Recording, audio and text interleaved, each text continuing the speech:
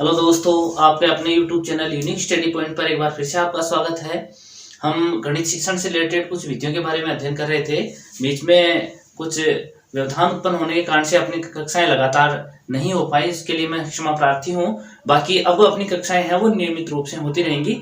गणित शिक्षण की आपकी जो विधियां हैं, हमने कुछ विधियां पढ़ ली थी और आगे की जो विधियां हैं वो आज हम पढ़ने वाले हैं। तो देखिएगा, हम आज पढ़ेंगे समस्या समाधान विधि, जिसमें ये विधि एक प्रकार से देखा जाए तो हमने इससे पूर्व एक विधि पढ़ी थी, प्रयोजना विधि। सेम उसी के समान इसमें सारी चीजें हैं, वैसी की वैसी हम इसमें पढ़ेंगे। यानी यूं कहा जा सकता है कि ये दोनों एक तरह से समानता लिए हुए हैं। ठीक है, हम देखते हैं समस्या समाधान विधि। इसमें क्या किया जाता है, जिस प्रकार से प्रयोजना विधि में बालकों को समस्या समाधान करने के लिए प्रेरित किया जाता था और उन्हीं से समस्या का समाधान करवाया जाता था, वैसे ही इसमें क्या किया जाता है, समस्या का समाधान करवाया जाता है। तो बालक स्वयं क्या करते हैं, समस्या का समाधान इस विधि के अंतर्गत करते हैं। इससे क्या होता है कि जो बालक हैं उनमें स्वयं में आत्मविश्वास उत्पन्न होता है, चिंतन, तर्क, निर्णय जैसी क्षमताएं हैं वो विकसित हो जाती हैं। या फिर यूं कहा जा सकता है कि जो छात्र है वो स्वयं समस्या का समाधान हल करना सीख लेता है और ऐसे ही लगातार उसकी गतिविधि जारी रहती है, जिससे आने वाले जीवन में जितनी भी जो समस्याएं आती हैं उनका समाधान भी वो करना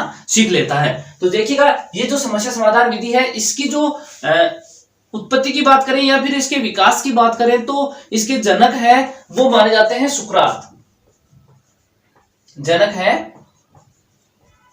सुकरात को इनका जनक माना जाता है। और समस्या समाधान विधि में है क्या, वो सारी चीजें देखेंगे। वैसे इसके जो सोपान है वो भी हम देखेंगे। तो सबसे पहले हम बात करते हैं परिभाषाओं की। तो सबसे पहले परिभाषा दी गई है सिम्पसन के अनुसार। सिम्पसन ने क्या कहा है वो देखिएगा, समस्या समाधान चिंतन स्तर का शिक्षण एक ऐसी मानसिक प्रक्रिया है जिसकी ओर सीखने संबंधी सभी क्रियाएं अग्रसर होती रहती हैं। कहने का मतलब यह है कि समस्या समाधान एक प्रकार से ऐसी चीज है जो हम कुछ सीखना चाहते हैं तो उसके लिए जो भी चिंतन करते हैं, हम जैसे मान लीजिए शिक्षण करना चाहते हैं तो शिक्षण क्यों करते हैं, सीखने के लिए। और उसके लिए हमने को जो भी चिंतन करना होता है वो चिंतन स्तर का शैक्षणिक शिक्षण ऐसी मानसिक प्रक्रिया। कहने का मतलब यह हुआ कि जो भी हम सीखते हैं उसके लिए जो कुछ चिंतन करना होता है वो कहां चलता है, अपने मस्तिष्क में चलता है। तो एक प्रकार से उस चिंतन करने के लिए जो मानसिक प्रक्रिया है वो ही समस्या समाधान है। वो एक प्रकार से क्या है, हमारी समस्या समाधान है। जैसे मान लीजिए, समस्या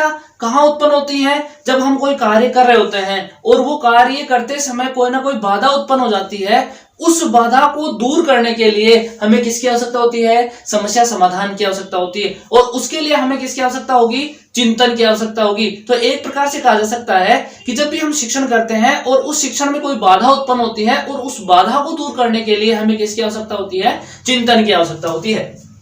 नेक्स्ट परिभाषा देखते हैं वेस्ले के अनुसार। वेस्ले महोदय ने क्या कहा है वो देखिएगा, समस्या एक ऐसी चुनौती है जिसका सामना करने के लिए अध्ययन या खोज की आवश्यकता होती है। कहने का मतलब ये हुआ कि एक प्रकार से देखा जाए तो समस्या क्या है, हमारे सामने उत्पन्न होने वाली एक चुनौती है और उस चुनौती का समाधान करने के लिए हमें किसकी आवश्यकता होती है, एक खोज की आवश्यकता होती है, एक चिंतन की आवश्यकता होती है, एक अध्ययन की हमें आवश्यकता होती है। देखिएगा, इसी परिभाषा में बताया गया है, वेस्ले ने ये कहा है कि एक प्रकार से हमारे सामने कोई ना कोई समस्या क्या है, एक चुनौती है और उस चुनौती का समाधान करने के लिए, उसे हटाने के लिए हमें किसकी आवश्यकता होती है, खोज करने की आवश्यकता होती है। नेक्स्ट परिभाषा देखिएगा गेट्स के अनुसार। गेट्स महोदय ने क्या कहा है वो देखिएगा, समस्या समाधान शिक्षण का एक क्या है, रूप है। एक प्रकार से कहा जाए तो समस्या समाधान, क्योंकि हम बालक को जो कुछ भी सिखाते हैं दिन प्रतिदिन, मान लीजिए सबसे पहले कोई बालक है विद्यालय में गया है और बालक को हम क्या सिखाना चाह रहे हैं, क्या सिखाना चाह रहे हैं, ए सिखाना चाह रहे हैं या फिर तो हम काउंटिंग सिखाना चाह रहे हैं। तो निश्चित रूप से बालक के सामने क्या आनी है, समस्या आनी है और उस समस्या का समाधान करने के लिए हम क्या करते हैं, बालक को चित्र के माध्यम से या और अन्य किसी माध्यम से सिखाने का प्रयास करते हैं। वही बात यहाँ की गई है, क्या कहा है, समस्या समाधान शिक्षण का एक रूप है। समस्या समाधान क्या है, शिक्षण का एक रूप है। हम बालक को ये सिखाना चाह रहे थे और बालक इसको समझ नहीं पा रहा था, बालक के सामने समस्या आ रही थी क्या इसको सिखाने में, लेकिन हमने क्या किया, बालक की समस्या का समाधान किया, किसके माध्यम से, इसको चित्र के माध्यम से सिखाया। तो एक प्रकार से बालक क्या कर लेता है, उस चीज को सीख लेता है। इसे क्या कहा जाता है, शिक्षण का स्तर कहा जाता है। तो समस्या समाधान शिक्षण का एक रूप है जिसमें उचित स्तर की खोज की जाती है। कहने का मतलब ये हुआ कि बालक के सामने समस्या आई, हम सिखाना चाह रहे थे, बालक सीख नहीं पा रहा था, बालक को हम सिखाने के लिए कुछ ना कुछ अन्य सहायक सामग्री का उपयोग करते हैं और बालक को सिखा देते हैं, तो वो बालक की क्या हो जाती है, समस्या का समाधान हो जाता है। ऐसे स्किनर महोदय, और ये जो परिभाषा है वो बहुत ही महत्वपूर्ण परिभाषा है। बीएफ स्किनर की जो परिभाषा है वो महत्वपूर्ण है। देखिएगा क्या है, समस्या समाधान एक ऐसी रूपरेखा है जिसमें सृजनात्मक चिंतन तथा तर्क दोनों होते हैं। सृजनात्मक चिंतन, ये महत्वपूर्ण है, सृजनात्मक चिंतन और तर्क दोनों महत्वपूर्ण होते हैं। कैसे कहा गया है, क्योंकि जब भी हम समस्या का समाधान करेंगे, निश्चित रूप से कोई भी समस्या है हमारे सामने, तो हम क्या करेंगे, सबसे पहले उसके बारे में सोचते हैं, समस्या क्या है और उसका समाधान हमें किस प्रकार से करना है, और निश्चित रूप से ये भी सोचते हैं कि इसका समाधान कैसे किया जा सकता है, कौन सी सहायक सामग्री के माध्यम से हम इस समस्या का समाधान कर सकते हैं। तो एक प्रकार से बालक नवीन ज्ञान के बारे में सोचता है कि मेरे सामने ये समस्या आ गई तो मैं इसका समाधान कैसे करूं। जनरली क्या किया जा सकता है, जैसे मान लीजिए हमें किसी बालक को जोड़ना सिखाना है, बालक को क्या करते हैं, जोड़ना सिखा रहे हैं, तो निश्चित रूप से हम बालक के सामने समस्या रख देंगे कि आपको क्या करना है, इसको जोड़ना है, लेकिन बालक सोचता है कि मैं इसको जोड़ू कैसे, तो उसके लिए शिक्षक उसकी सहायता करता है कि कितनी वस्तुएं ऊपर है, कितनी वस्तुएं नीचे हैं, फिर एक साथ उनको गिन करके देखिए, तो निश्चित रूप से बालक के मन में क्या हो जाता है, एक सृजन उत्पन्न हो जाता है, एक नवीन सोच बालक के मन में उत्पन्न हो जाती है। इसीलिए कहा गया है कि क्या है कि समस्या समाधान एक ऐसी रूपरेखा है जिसमें बालक क्या करता है, सृजनात्मक चिंतन, नवीन खोज का चिंतन उसमें होता है और साथ में वो अपने तर्क भी प्रस्तुत करता है। ठीक है, ये क्या है, एक प्रकार से समस्या समाधान। ये जो विधि है वो है, ये जो परिभाषा है वो बहुत ही महत्वपूर्ण परिभाषा है। ठीक है, अभी हम इसके आगे जो सोपान है उनके बारे में देख लेते हैं। तो अब देखते हैं इसके सोपान। समस्या समाधान विधि के कौन कौन से पद हैं, जैसे अन्य जो विधियां थी उनमें भी हमने कई सोपान पढ़े हैं, तो वैसे इसके भी सोपान है। तो सबसे पहला सोपान क्या है कि हम सबसे पहले क्या करते हैं, बालक के सामने समस्या रखते हैं। तो सबसे पहली चीज ये आती है कि क्या करते हैं, समस्या का चयन।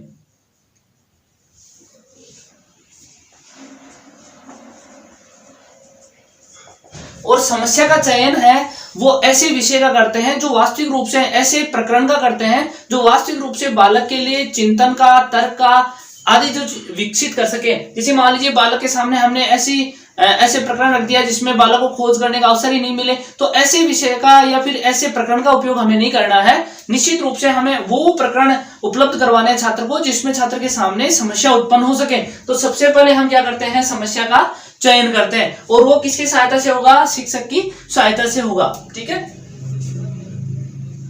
नंबर 2 पे आता है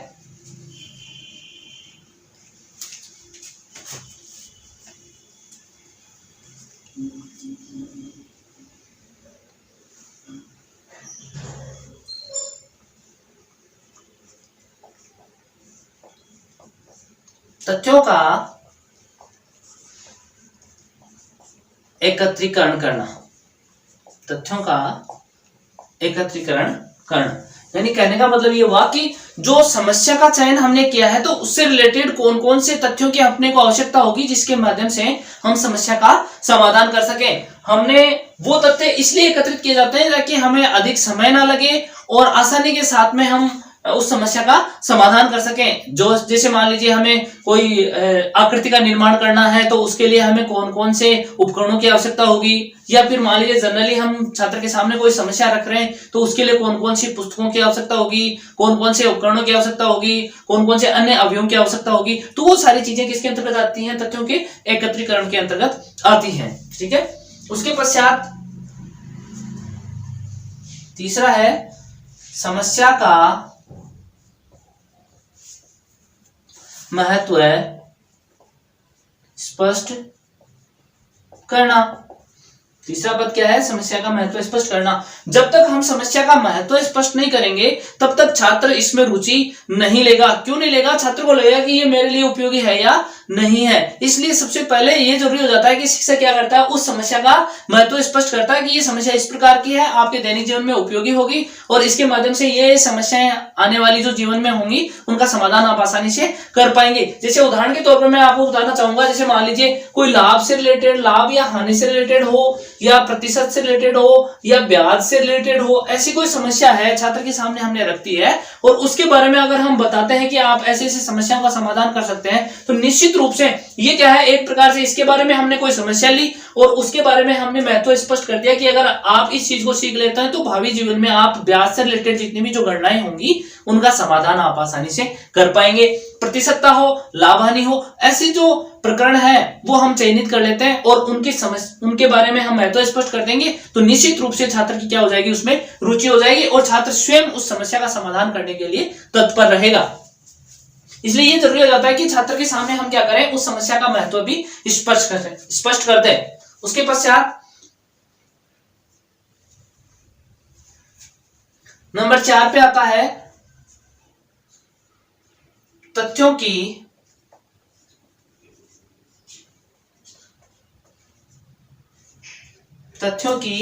जांच एवं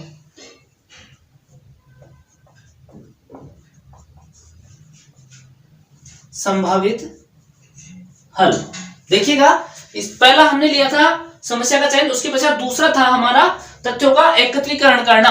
और एकत्रीकरण से रिलेटेड यहां चीज आती है कि जो तथ्य एकत्रित हमने किए हैं, जैसे मान लीजिए कोई पुस्तक ली, हमने कोई उदाहरण लिया था या फिर अन्य कोई तथ्य लिया था, कोई सूत्र लिया था, कोई फॉर्मूला लिया था, वो सारी चीजें हमने एकत्रित कर रखी हैं। अब उनमें से कौन सा ऐसा फॉर्मूला होगा जो हमारी समस्या का समाधान आसानी से कर देगा।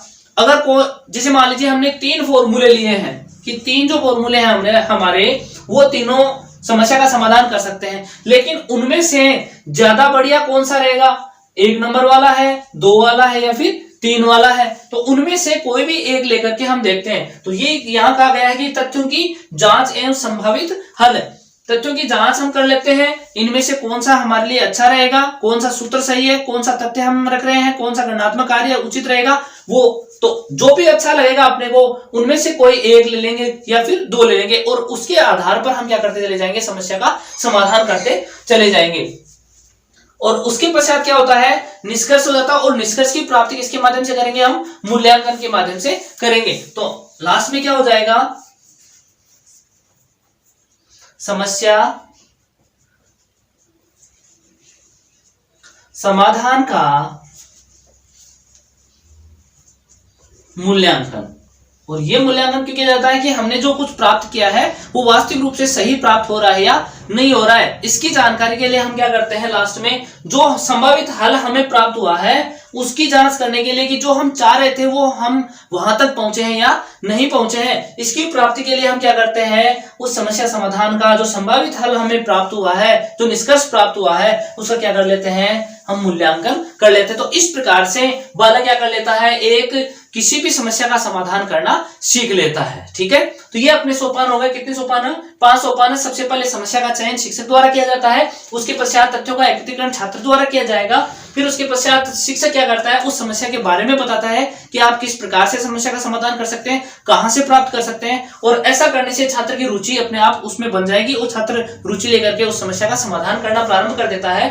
तथा फिर क्या करते हैं, जो तथ्य हमने एकत्रित किए थे उन तथ्यों में से ये चेक करेंगे कि कौन सा तथ्य हमारे लिए उपयोगी है, कौन सा अनुपयोगी है। जो उपयोगी होगा उसे हम रख लेंगे और उसके आधार पर हम क्या करेंगे, समस्या का समाधान करेंगे। संभावित समाधान होगा, हमारा कंफर्म नहीं है अभी कि जो उत्तर प्राप्त होगा वो सही है गलत है, लेकिन जो हम छात्र को लगेगा कि हाँ ये समाधान हो सकता है वो छात्र करेगा और उसकी जांच लास्ट में की जाएगी, जिसे क्या कहा जाएगा, मूल्यांकन कहा जाएगा। ठीक है, तो ये सोपान समस्या समाधान विधि के पूर्ण हुए। चलिएगा अब देखते हैं सोपान के पश्चात समस्या समाधान विधि के गुण देख लेते हैं। गुण और दोष दोनों चीजें हम देखेंगे। तो सबसे पहले हम देखेंगे गुण। तो पहला गुण इसका क्या होता है कि इससे छात्रों में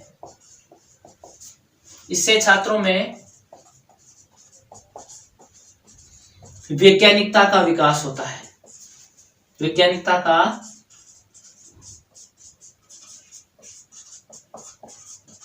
विकास होता है। कैसे होगा वैज्ञानिकता का विकास, क्योंकि छात्र क्या करता है, स्वयं एक प्रकार से इसमें खोज करता है, तर्क करता है।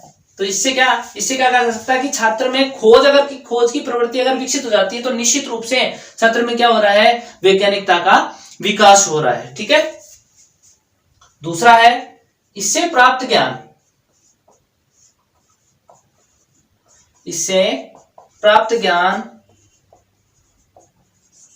स्थायी होता है। इससे प्राप्त ज्ञान कैसा होगा, स्थायी होगा। क्यों होगा, क्योंकि छात्र स्वयं समस्या का समाधान करता है। जितनी भी जो समस्याएं आएंगी, जो फॉर्मूले काम में लेने हैं, जो आवश्यक तथ्य छात्र को काम में लेने हैं, वो छात्र स्वयं लेता है और अंत तक सारी क्रियाएं छात्र स्वयं करता है। और निश्चित रूप से जो कार्य हम स्वयं करते हैं वो हमें लंबी अवधि तक याद रहता है। इसलिए कहा गया है कि इससे जो प्राप्त ज्ञान है वो कैसा होगा, स्थायी होता है। नंबर 3, इससे छात्र की मानसिक,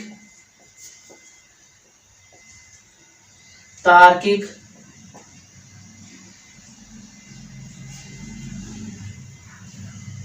बौद्धिक, निर्णय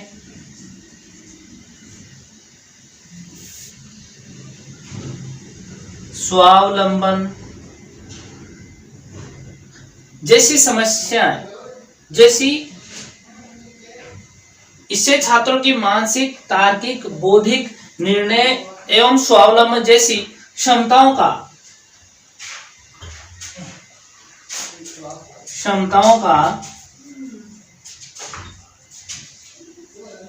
विकास होता है।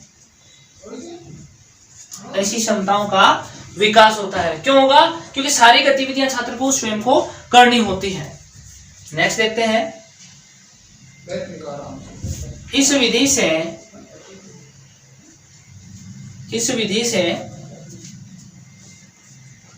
छात्रों में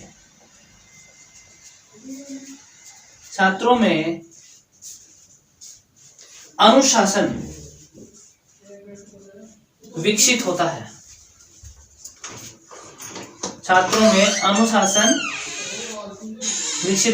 इसके माध्यम से क्या होगा, छात्रों में अनुशासन विकसित होगा। क्यों होगा, क्योंकि छात्रों को कार्य दे दिया जाता है और छात्र लगातार अपना कार्य स्वयं करता रहता है, जिसके माध्यम से निश्चित रूप से छात्रों में क्या होगा, अनुशासन का विकास हो जाता है। ठीक है। इसके पश्चात 5वां देखते हैं, यह विधि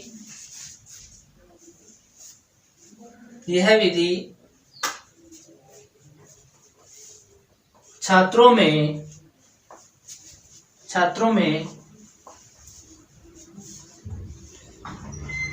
सृजनात्मकता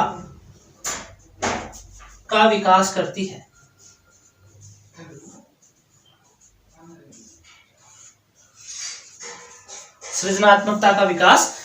क्यों करेगी सृजनात्मकता का विकास, क्योंकि छात्र के सामने समस्या आती है और स्वयं का समाधान करना होगा, तो निश्चित रूप से छात्र को अपने आधार पर चिंतन करना होगा, अपने आधार पर सोचना होगा और उसके पश्चात उसका कोई ना कोई फॉर्मूला बना करके या फिर अन्य किसी माध्यम से छात्र स्वयं समस्या का समाधान करता है। तो उस चीज का क्या हो जाता है, छात्र का सर्जन हो जाता है, एक नवीन विकास छात्र में हो जाता है। ठीक है। ये क्या हो गए, इसके गुण हो गए हैं। अब चलो दोष और देख लेते हैं। तो ये हमारे गुण पूरे हो चुके हैं, अब दोष देख लेते हैं।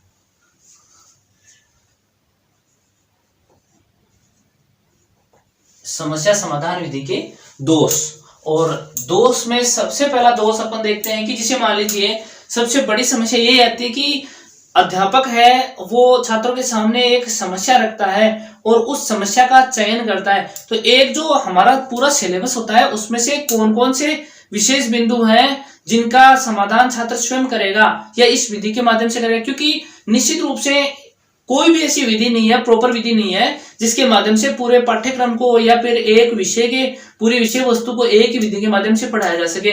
तो वैसे ही समस्या यहाँ आती है कि सबसे पहली समस्या ये आती है कि समस्या का चयन करना कठिन है। समस्या का चयन करना कठिन है। क्यों है? क्योंकि बहुत सारी चीजें देखनी पड़ती हैं, कौन से बालक हैं समस्या का समाधान कर पाएंगे कि नहीं कर पाएंगे, कौन कौन से, केवल वो ही प्रकरण इस विधि के माध्यम से पढ़ाए जाएंगे जो वास्तविक रूप से समस्या समाधान वाले हों या बालक में खोज करने की जो प्रवृत्ति है वो विकसित कर सके। उन्हीं प्रकरणों का चयन शिक्षक को करना होता है। तो वो कौन कौन से हैं, शिक्षक को बार बार देखना पड़ता है, पाठ्यक्रम में देखना पड़ता है कि कौन कौन से ऐसे प्रकरण हैं जिनके माध्यम से, जिसको इस विधि के माध्यम से पढ़ाया जा सकता है। तो इसलिए कहा जा सकता है कि क्या कहा जा सकता है कि समस्या का चयन करना क्या होता है, एक प्रकार से कठिन होता है। दूसरा देखते हैं, यह विधि मंद बुद्धि बालकों के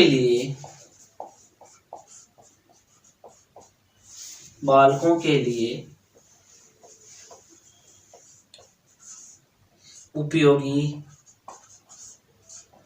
नहीं है। क्यों नहीं है? क्योंकि बालक पहले से ही कैसे हैं, मंदबुद्धि हैं। और निश्चित रूप से अगर ऐसे बालकों को हम इसके माध्यम से पढ़ाएंगे, क्योंकि इसमें तो बालक को स्वयं क्या करना पड़ता है, खोज करनी पड़ती है और समस्या के समाधान तक पहुंचना पड़ता है। तो निश्चित रूप से इन बालकों के सामने बहुत बड़ी समस्या आ जाएगी। इस विधि के माध्यम से बालक प्रकरण को पढ़ ही नहीं पाएंगे। इसलिए यूं कहा जा सकता है कि ये जो विधि है वो मंदबुद्धि जो बालक हैं उनके लिए ज्यादा उपयोगी नहीं है। ठीक है, नंबर 3 देखते हैं,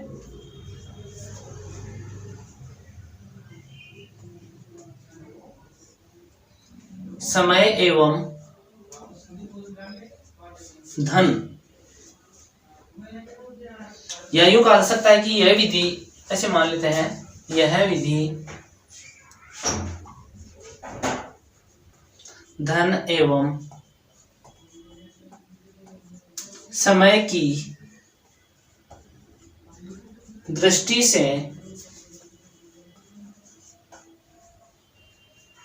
से खर्चीली है। क्यों है खर्चीली?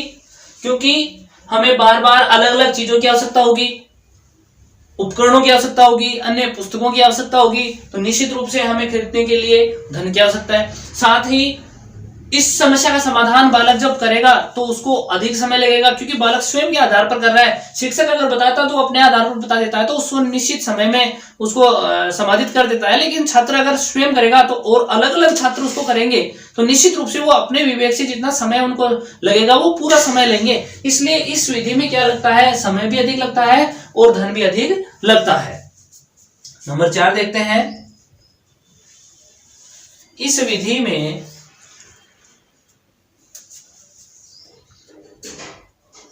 अनुभवी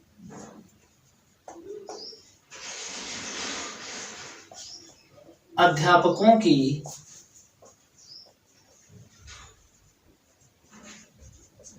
आवश्यकता होती है, जिनका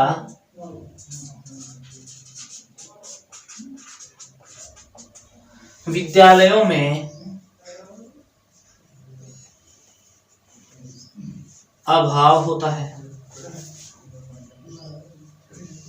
कहने का मतलब ये हुआ कि इस विधि के माध्यम से वही अध्यापक शिक्षण कार्य करवा पाते हैं जिनको क्या हो, अनुभव हो, इस विधि के माध्यम से पढ़ाने का अनुभव हो। वही अध्यापक इसके माध्यम से समस्या समाधान करवा सकते हैं या बालकों को अध्ययन करवा सकते हैं। और निश्चित रूप से प्रत्येक विद्यालय में ऐसे जो अध्यापक हैं जो बहुत ज्यादा अनुभवी हों, या फिर ऐसी जो विधियां के माध्यम से पढ़ाने वाले जो अध्यापक हों, वो उनका क्या रहता है, अभाव रहता है। तो निश्चित रूप से ये भी एक बहुत बड़ी समस्या है। नेक्स्ट देखते हैं, यह विधि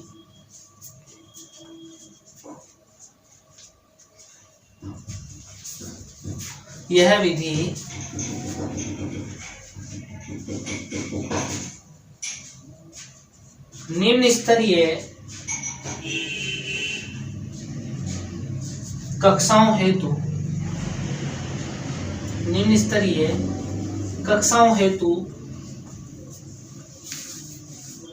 अधिक उपयोगी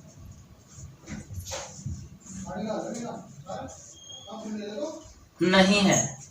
निम्न स्तरीय कक्षाओं हेतु अधिक उपयोगी नहीं है, क्योंकि वही कहानी यहाँ आ जाती है जो मंदबुद्धि वाले बालकों के साथ में हुई है। क्योंकि निम्न स्तरीय जो कक्षाएं होंगी वो बालक इतना चिंतन नहीं कर पाएंगे, निर्णय नहीं ले पाएंगे, तथ्यों का संग्रहण नहीं कर पाएंगे, अपने आधार पर नहीं कर पाते हैं, इसलिए वो बालक भी समस्या का समाधान इस विधि के माध्यम से नहीं कर पाते हैं। इसलिए ये विधि जो है वो निम्न स्तरीय कक्षाओं के लिए उपयोगी नहीं है। ठीक है, तो ऐसे ही बहुत सारे और भी जो दोष हैं वो अलग अलग हैं। ठीक है, तो ये हमने आज इस विधि के दोष देख लिए। देखिएगा, सबसे पहले हमने देखा इसके जो जनक हैं वो सुकरात हैं।